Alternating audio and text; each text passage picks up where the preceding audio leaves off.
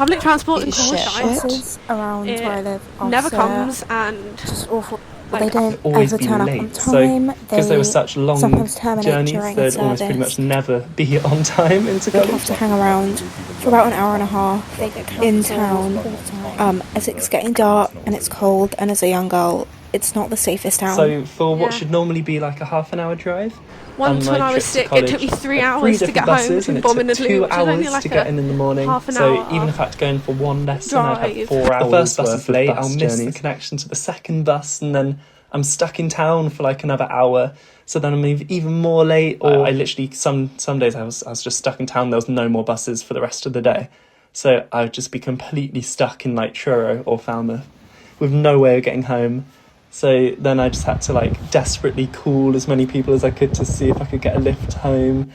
And it is quite socially isolating because I basically don't really see my friends outside of school purely because of public transport.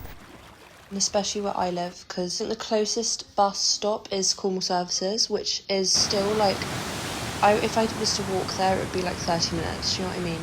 So like the local bus service next to my house in the village was like once every hour or something like that. No buses in my village at all, so if I needed to go anywhere, I'd either have to cycle 6 miles to Bodmin, or I'd have to beg someone for a lift, so it did definitely limit what I could do. I live about a mile out from the bus stop, so I'd be like walking for a mile on a road with no street lights, just in complete darkness, and you know it wasn't ideal. I live in a village about 10 minutes away from my nearest town. I'm very confined to like stuff around here. Obviously the opportunities aren't actually that great in Bodmin for work. I can't go to the town to get a job because I can't get there. Because of the fact that I don't drive. Because I can't get a job. My family can't afford to pay for my driving in the lessons. town because I can't get there because of the buses.